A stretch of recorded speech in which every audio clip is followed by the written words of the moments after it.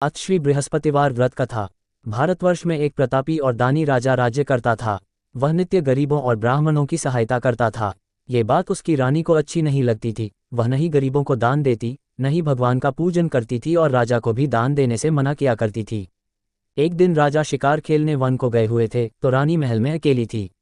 उसी समय बृहस्पतिदेव साधु वेश में राजा के महल में भिक्षा के लिए गए और भिक्षा मांगी। रानी ने भिक्षा देने से इनकार किया और कहा, हे साधु महाराज, मैं तो दान पुण्य से तंग आ गई हूँ। मेरा पति सारा धन लुटाते रहते हैं।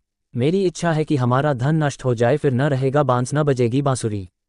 साधु ने कहा, देवी तुम तो बड़ी विचित्र हो। धन संतान तो सभी चाहते हैं, पुत्र और लक्ष्मी तो पापी के घर भी होने चाहिए। यदि तुम्हारे पास अधिक धन है तो भूखों को भोजन दो, प्यासों के लिए प्याऊ बनवाओ, मुसाफिरों के लिए धर्मशालाएं खुलवाओ। जो निर्धन अपनी कुंवारी कन्याओं का विवाह नहीं कर सकते उनका विवाह करा दो। ऐसे और कई काम हैं जिनके करने से तुम्हारा यश लोक परलोक में फैलेगा। परंतु रानी पर उपदेश का कोई प्रभाव न पड़ा। वह बोली, महाराज आप मुझे कुछ न समझाएं। मैं ऐसा धन नहीं चाहती जो हर जगह बांटती फिरूं। साधु ने उत्तर दिया, यदि तुम्हारी ऐसी इच्छा है तो तथास्तु। तुम ऐसा करना कि बृहस्पतिवार को घर लीपकर पीलीती से अपना सिर धोकर स्नान करना, भट्टी चढ़ाकर कपड़े धोना। ऐसा करने से आपका सारा धन नष्ट हो जाएगा। इतना कहकर वह साधु महाराज वहां से आलोप हो गए। साधु के अनुसार कई बातों को पूरा करते हुए रानी को केवल 3 बृहस्पतिवार ही बीते थे कि उसकी समस्त धन संपत्ति नष्ट हो गई।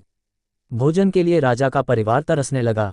तब एक दिन राजा ने रानी से बोला कि हे रानी, तुम यहीं रहो, मैं दूसरे देश को जाता हूँ, क्योंकि यहाँ पर सभी लोग मुझे जानते हैं, इसलिए मैं कोई छोटा कार्य नहीं कर सकता। ऐसा कहकर राजा परदेश चला गया। वहां वह जंगल से लकड़ी काट कर लाता और शहर में बेचता। इस तरह वह अपना जीवन व्यतीत करने लगा। इधर राजा के परदेश जाते ही रानी और दासी दुखी रहने लगी। एक बार जब रानी और दासी को 7 दिन तक बिना भोजन के रहना पड़ा तो रानी ने अपनी दासी से कहा, हे दासी, पास ही के नगर में मेरी बहन रहती है, वह बड़ी धनवान है, तू उसके पास जा और कुछ ले आ ताकि थोड़ी बहुत गुजर बसर हो जाए। दासी रानी की बहन के पास गई। उस दिन गुरुवार था और रानी की बहन उस समय बृहस्पतिवार व्रत की कथा सुन रही थी। दासी ने रानी की बहन को अपनी रानी का संदेश दिया, लेकिन रानी की बड़ी बहन ने कोई उत्तर नहीं मिला तो वह बहुत दुखी हुई और उसे क्रोध भी आया। दासी ने वापस आकर रानी को सारी बात बता दी। सुनकर रानी ने अपने भाग्य को कोसा। उधर रानी की बहन ने सोचा कि मेरी बहन की दासी आई थी, परंतु मैं उससे नहीं बोली, इससे वह बहुत दुखी हुई होगी। कथा सुनकर और पूजन समाप्त करके वह अपनी बहन के घर आए और कहने लगी, हे बहन, मैं बृहस्पतिवार का व्रत कर रही थी। तुम्हारी दासी मेरे घर आई थी, परंतु जब तक कथा होती है तब तक न तो उठते हैं और न ही बोलते हैं, इसलिए मैं नहीं बोली। कहो दासी क्यों गई थी? रानी बोली, बहन तुमसे क्या छिपाऊं, हमारे घर में खाने तक को अनाज नहीं था। ऐसा कहते कहते रानी की आंखें भर आए। उसने दासी समेत पिछले 7 दिनों से भूखे रहने तक की बात अपनी बहन को विस्तार पूर्वक सुना दी। रानी की बहन बोली, देखो बहन, भगवान बृहस्पतिदेव सबकी मनोकामना को पूर्ण करते हैं। देखो, शायद तुम्हारे घर में अनाज रखा हो। पहले तो रानी को विश्वास नहीं हुआ, पर बहन के आग्रह करने पर उसने अपनी दासी को अंदर भेजा तो उसे सचमुच अनाज से भरा एक घड़ा मिल गया। ये देखकर दासी को बड़ी हैरानी हुई। दासी रानी से कहने लगी, हे रानी, जब हमको भोजन नहीं मिलता तो हम व्रत ही तो करते हैं, इसलिए क्यों न इनसे व्रत और कथा की विधि पूछ ली जाए ताकि हम भी व्रत कर सकें। तब रानी ने अपनी बहन से बृहस्पतिवार व्रत के बारे में पूछा। उसकी बहन ने बताया, बृहस्पतिवार के व्रत में चने की दाल और मुनक्का से विष्णु भगवान का केले की जड़ में पूजन करें तथा दीपक जलाएं, व्रत कथा सुनें और पीला भोजन ही करें। इससे बृहस्पतिदेव प्रसन्न होते हैं। व्रत और पूजन विधि बताकर रानी की बहन अपने घर को लौट गई। 7 दिन के बाद जब गुरुवार आया तो रानी और दासी ने व्रत रखा। गुड़साल में जाकर चना और गुड़ लेकर आईं। फिर उससे केले की जड़ तथा विष्णु भगवान का पूजन किया। अब पीला भोजन कहाँ से आए, इस बात को लेकर दोनों बहुत दुखी थे। चूंकि उन्होंने व्रत रखा था इसलिए बृहस्पतिदेव उनसे प्रसन्न थे, इसलिए वे एक साधारण व्यक्ति का रूप धारण कर 2 थालों में सुंदर पीला भोजन दासी को दे गए। भोजन पाकर दासी प्रसन्न हुई और फिर रानी के साथ मिलकर भोजन ग्रहण किया। उसके बाद वे सभी गुरुवार को व्रत और पूजन करने लगी। बृहस्पति भगवान की कृपा से उनके पास फिर से धन संपत्ति आ गई, परंतु रानी फिर से पहले की तरह आलस्य करने लगी। तब दासी बोली, देखो रानी, तुम पहले भी इस प्रकार आलस्य करती थी, तुम्हें धन रखने में कष्ट होता था, इस कारण सभी धन नष्ट हो गया, और अब जब भगवान बृहस्पति की कृपा से धन मिला है तो तुम्हें फिर से आलस्य होता है। रानी को समझाते हुए दासी कहती है कि बड़ी मुसीबतों के बाद हमने ये धन पाया है, इसलिए हमें दान पुण्य करना चाहिए, भूखे मनुष्यों को भोजन कराना चाहिए और धन को शुभ कार्यों में खर्च करना चाहिए, जिससे तुम्हारे कुल का यश बढ़ेगा, स्वर्ग की प्राप्ति होगी और पितृ प्रसन्न होंगे। दासी की बात मानकर रानी अपना धन शुभ कार्यों में खर्च करने लगी, जिससे पूरे नगर में उसका यश फैलने लगा। बृहस्पतिवार व्रत कथा के बाद श्रद्धा के साथ आरती की जानी चाहिए। इसके बाद प्रसाद बांटकर उसे ग्रहण करना चाहिए। एक दिन राजा दुखी होकर जंगल में एक पेड़ के नीचे आसन जमाकर बैठ गया। वह अपनी दशा को याद करके व्याकुल होने लगा। बृहस्पतिवार का दिन था। एकाएक उसने देखा कि निर्जन वन में एक साधु प्रकट हुए। वह साधु वेश में स्वयं बृहस्पति देवता थे। लकड़हारे के सामने आकर बोले, हे लकड़हारे, इस सुनसान जंगल में तू चिंता मग्न क्यों बैठा है? लकड़हारे ने दोनों हाथ जोड़कर प्रणाम किया और उत्तर दिया, महात्मा जी, आप सब कुछ जानते हैं, मैं क्या कहूँ? ये कहकर रोने लगा और साधु को अपनी आत्मकथा सुनाई। महात्मा जी ने कहा, तुम्हारी स्त्री ने बृहस्पति के दिन बृहस्पति भगवान का निरादर किया है, जिसके कारण रुष्ट होकर उन्होंने तुम्हारी ये दशा कर दी। अब तुम चिंता को दूर करके मेरे कहने पर चलो तो तुम्हारे सब कष्ट दूर हो जाएंगे और भगवान पहले से भी अधिक संपत्ति देंगे। तुम बृहस्पति के दिन कथा किया करो। 2 पैसे के चने मुनक्का लाकर उसका प्रसाद बनाओ और शुद्ध जल से लोटे में शक्कर मिलाकर अमृत तैयार करो। कथा के पश्चात अपने सारे परिवार और सुनने वाले प्रेमियों में अमृत व प्रसाद बांटकर आप भी ग्रहण करो। ऐसा करने से भगवान तुम्हारी सब मनोकामनाएं पूरी करेंगे।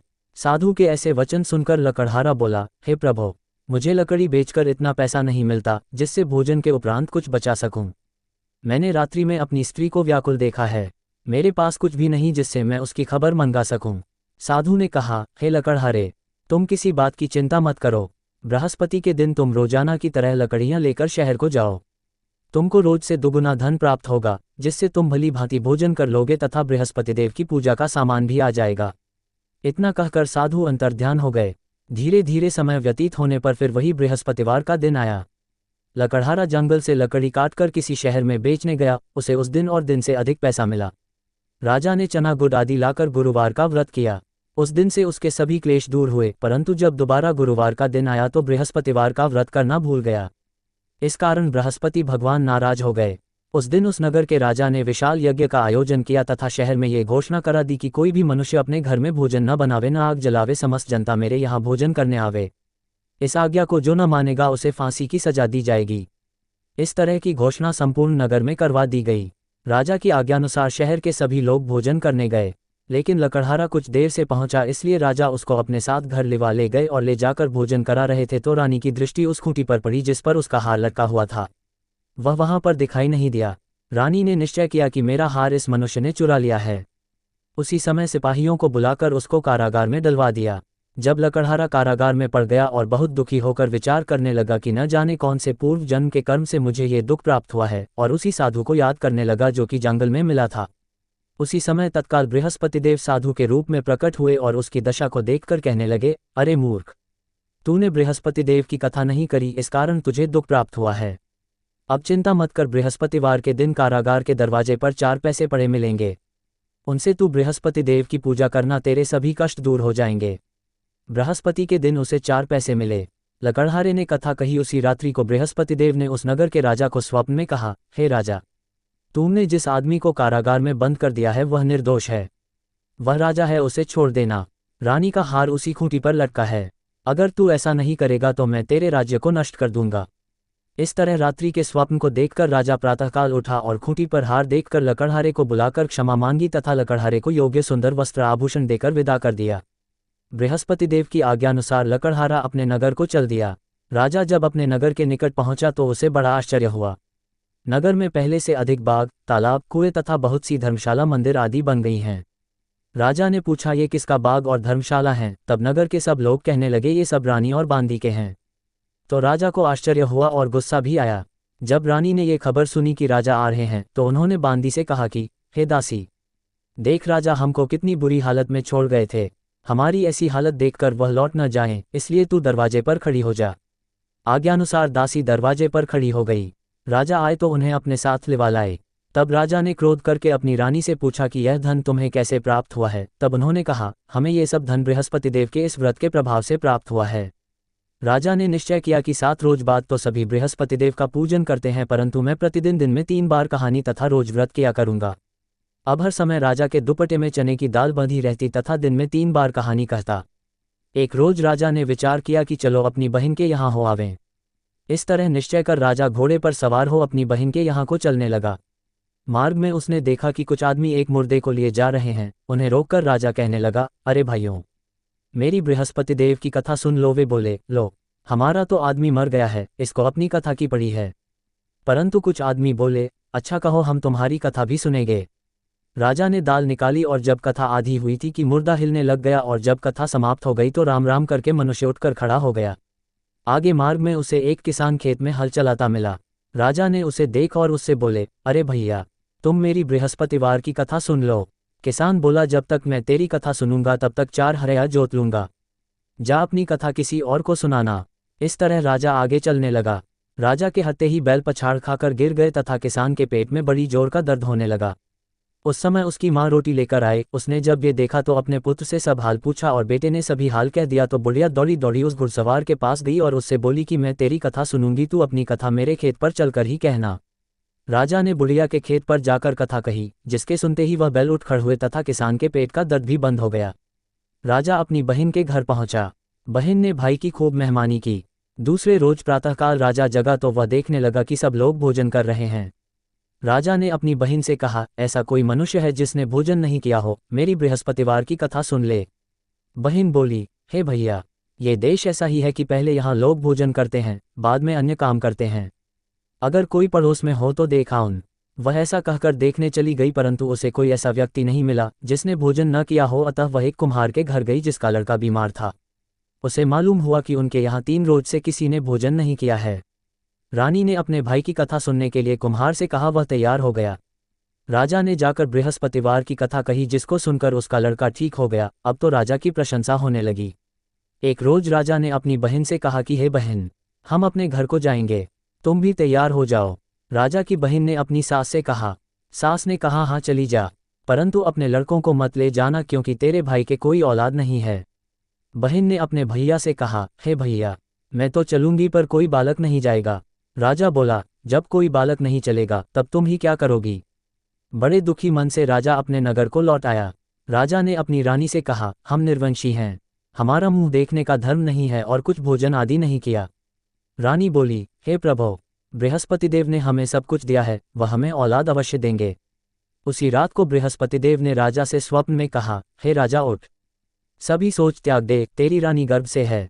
राजा की यह बात सुनकर बड़ी खुशी हुई। 9वें महीने में उसके गर्भ से एक सुंदर पुत्र पैदा हुआ। तब राजा बोला, हे रानी, स्त्री बिना भोजन के रह सकती है, पर बिना कहे नहीं रह सकती।